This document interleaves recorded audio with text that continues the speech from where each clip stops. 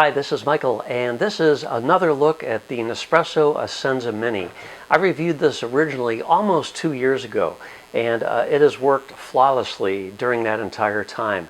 I'm so happy with it. I want to do a second review of it, and maybe I'll give a little new information that I forgot to give in the first time, or maybe I'll forget to say something I said in the first one. But I can guarantee you one of those two things will happen. But here is the machine. I like it because it's compact in size, first of all. It's about 12 inches deep, it's about 8 inches tall, and it's just a little bit over 3 inches wide. So it does not take up much counter space. Now, if you primarily drink coffee drinks, espresso, then this is really the machine for you. You don't need to spend more. This is a great compact machine that makes great espresso and lungos. Now, a espresso is basically 1.3 ounces or 40 milliliters. A lungo, I always call a lungo a double shot, but it's really called more appropriately a long shot, I guess. And that is 110 milliliters. It's going to give you about 3.7 ounces if you're more familiar with that measurement. So those are your two options. This doesn't produce any froth or hot milk for you. It's strictly for espresso and lungos. Now, if you do want to add milk, you can buy a freestanding milk frother, or if you have a French press, you can make froth in a French press. I've got a video on how to do that, and if I can remember, I'll try to put a link to it up here somewhere. But in any case, if you just want espresso, this is your guy right here. It's an original. It's not the newer, larger capsule. This is the original capsule, and you're probably familiar with these pods. I use the word pod and capsule interchangeably, so forgive me if I offend you if you think they should be called pods. In any case, here is the pod, and operation of this could not be easier. It does have a water reservoir in the back. It holds 20 ounces, not a huge amount of water, but it's really easily refillable. You can either remove it from the back to take it over to your water supply and fill it. I always use filtered water in mine. Or you can just bring a pitcher of water over to it and flip this up and fill it that way. So that securely goes on to the back here. Really, there's not a whole lot else to do with this. This is where your spent pods will end up. They drop into here. And then this also has a drip tray, which is connected to the front platform. So now you will not be stupid if you take this apart and cannot figure out how to put it back together again. I've had this again for almost 2 years. Every single time I take this apart, I have to fiddle with this to figure out how it goes back together, and that is how that works. So that's pretty not self-explanatory for me anyway, but that's how it works. Now, this is how you make an espresso. The machine is off, so I just want to show you how quickly this thing heats up. And I made a statement in my original review. I think I said the startup time is not that great. And everyone, not everyone, many people, not many people, several people, maybe there was one guy, yeah, I think there was one guy who said that I was complaining that the heat up time was not great. But in fact, what I meant was it doesn't take that long of a time for this to heat up, get going. So I'm going to push the lungo button, and it's blinking right now. So these blink, and when they stop blinking, that means it's at temperature. So you will see that it is not a great amount of time for these to stop blinking. I'll try to get it right this time. I still can't get it right even though it's been 2 years. Anyway, they will stop blinking any second now, and in the meantime, I'm going to put my pod in there. You just drop it in, and I have had just as good luck using, for instance, I buy Peet's Coffee pods or Starbucks pods, and I've used several other brands of pods. They all work great. By the way, it has stopped blinking, so that means we're at temperature. So let me put a espresso in here. So here we go. We are going to make a lungo now, and I'm just going to push the lungo button.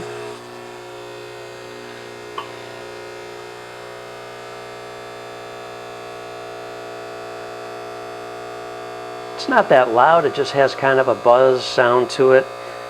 Look at all the crema that develops. I mean, it just never ceases to amaze me what a nice job it does making an espresso.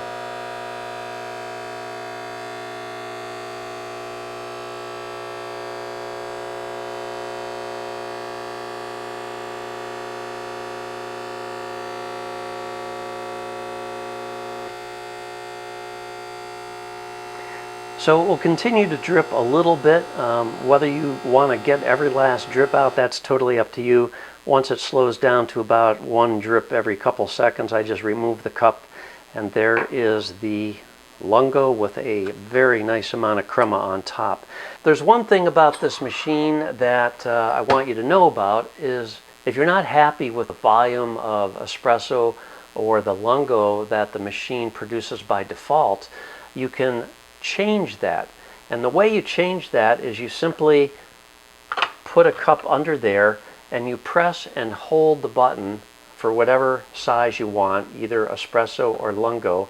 Press and hold it until the amount that you think it should be is in your cup, and then release it.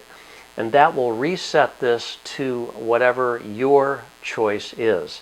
So let's make a espresso, but let's do it a little bit less than what we would normally want. There's no pot in here, it's just going to be bringing out water, but that's okay. So let's say I want my espresso to be super strong. I release the button, and that's all the espresso that I'm going to get.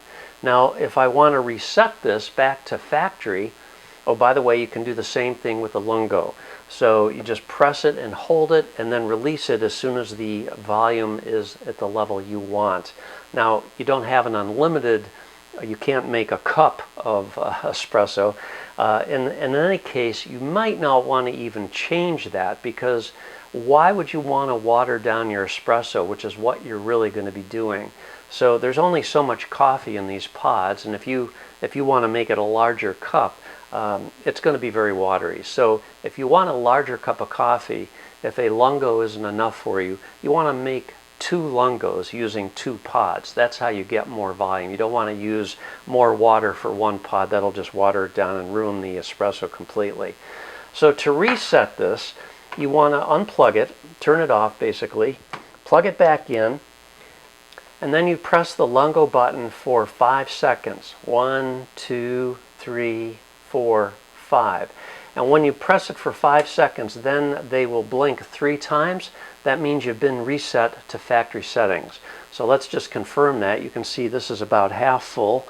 Let me pour that out, and then we will pull another espresso, and it should fill it up quite a bit higher.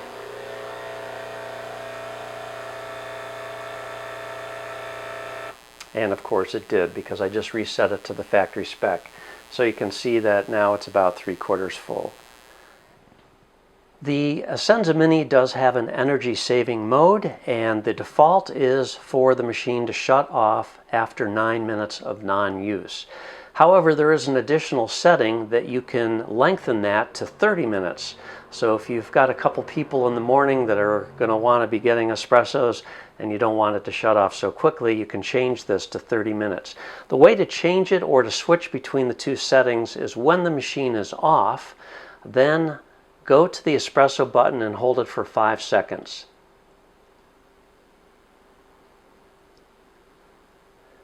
After 5 seconds, it will blink, and the blink will tell you what mode it's currently set at.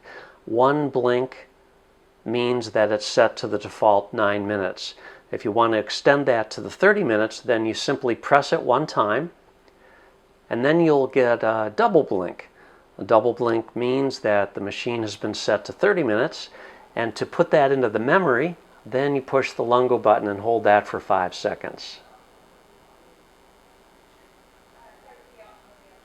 And you can see both lights are now solid, and that means it has been put into the memory and retained. Now, if at a later time you want to change this back to the default of 9 minutes, turn your machine off again. I do that by unplugging it quickly here. And then you're going to push the espresso button for 5 seconds again.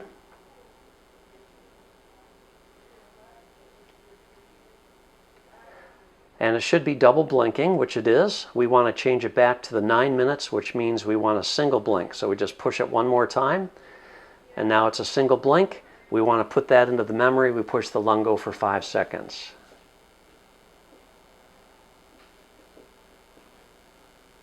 And now both buttons are solid, so that means it has successfully put that back into the default mode. And that's all there is to it. The only other thing that you really need to do with this occasionally is do a descaling.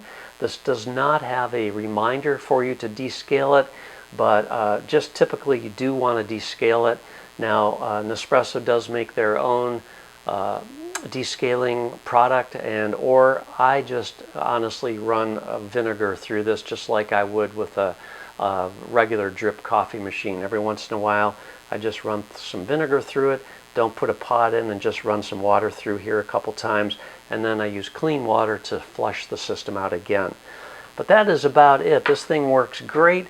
It's been flawless performance for 2 years. It's compact. We even take it with us on trips every once in a while if we don't want to drink Keurig coffee. Most hotels have Keurig machines these days, it seems. But upkeep on this is minimal. You just take this out and wash it every once in a while. The spent pods can just be recycled because they are aluminum if you use Nespresso pods. When you do buy this for the very first time, you are going to get a sample pack of Nespresso coffees, which is kind of nice. It gives you an opportunity to sample quite a few of their different styles of coffee, and that's a nice, enjoyable experience. So that is really about it. It's really a nice little machine. I like it a lot. It is 120 volts only, unfortunately, so this US model is not going to be usable in other countries because it's not multi-voltage. 120 volts, 60 hertz only with this, and it uses about 1255 watts. And that is it. So if you have any questions about this little machine, leave a comment if you want, and I will try to answer it if I can.